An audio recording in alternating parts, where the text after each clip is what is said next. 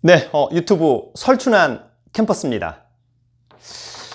제가 아는 선배가 강남에 상가를 새로 줬는데 임차인이 월세를 납부하지 않아가지고 임차인을 상대로 명도 소송을 제기했다. 승소했다. 그럼에도 불구하고 임차인이 나가지 않는다. 그러면 어떻게 해야 할까? 이런 질문을 받았고요. 또 하나는 지난주에 저희 수강생 중에 한 분이 일산에 아파트를 하나 낙찰을 받았다.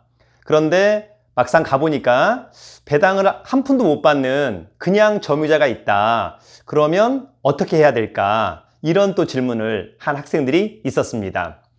여러분 간단하게 두 가지에 대한 개념이 나온 거예요. 하나는 상가 임대차 계약을 체결한 상가가 있었다.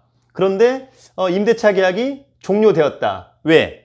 임차인이 월세를 한 4기액 정도를 연체했나 봐요. 그래서 명도 소송을 제기했다.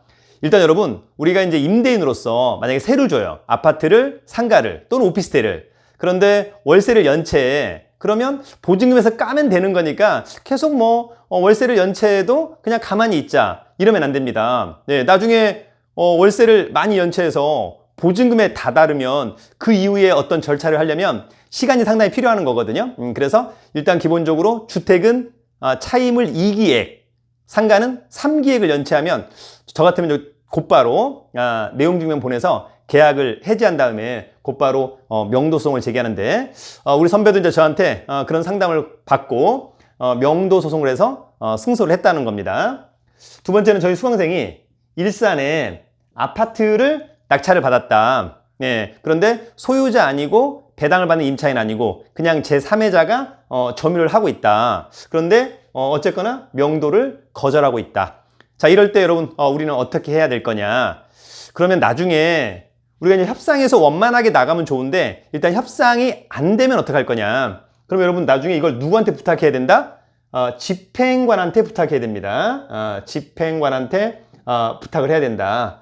그런데 여러분 집행관이 저랑 관시가 있어가지고 좀 해줘라 이렇게 하는 것은 아니잖아요, 그죠? 네, 그러면 집행관도 어떤 명분이 있어야 돼요. 어떤 명분? 바로 임대차 계약이 종료된 상가 같은 경우에는 명도와 관련된 소송한 거잖아요. 판결문, 집행문, 송달증명원 이런 것들을 받아다가 주면 강제로 집행할 수 있을 것 같고요.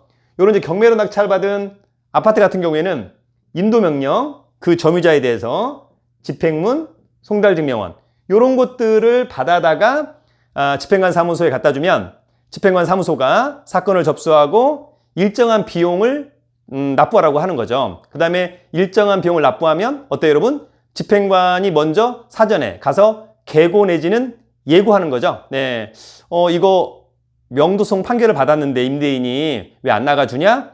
2주 줄 테니까 꼭 나가라. 이거 낙찰자가 낙찰받고 돈 다 내서 소유권 가졌는데 너는 특별히 대항할 힘이 없는 것 같은데 왜 안 나가냐? 2주 시간을 줄 테니까 나가라. 통상 이렇게 이제 예고 내지는 계고합니다. 예고라는 말과 계고라는 말은 여러분 동의어입니다.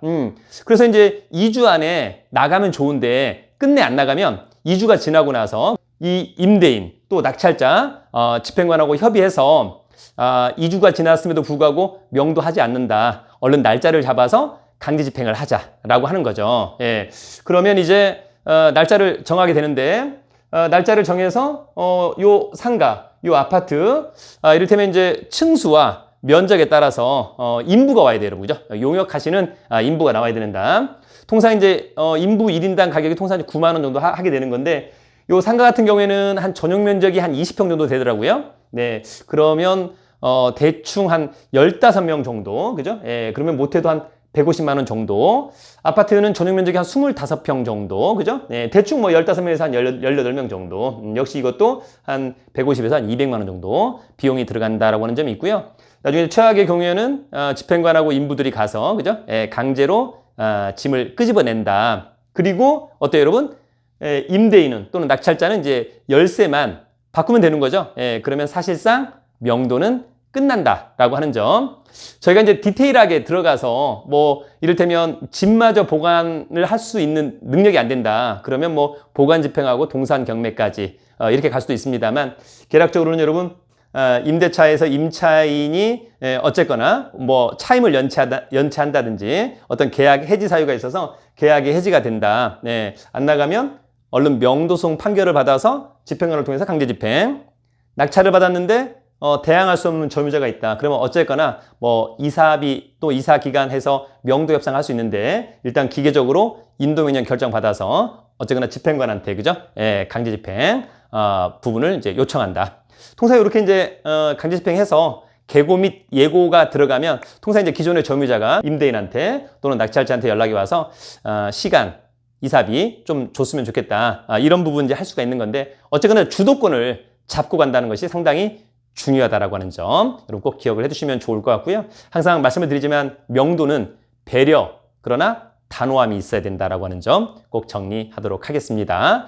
사실 여러분 서로 간에 배려하면서 원만하게 협상하는 것이 저는 최고다 이렇게 생각을 합니다. 자, 어쨌거나 오늘의 그런 질문에 대해서 이 영상을 통해서 답을 얻었기를 바라겠습니다. 여러분 항상 건강하시고요. 돈 많고 실력 있으면 살기 좋은 나라 대한민국. 유튜브는 설춘한 캠퍼스 최고.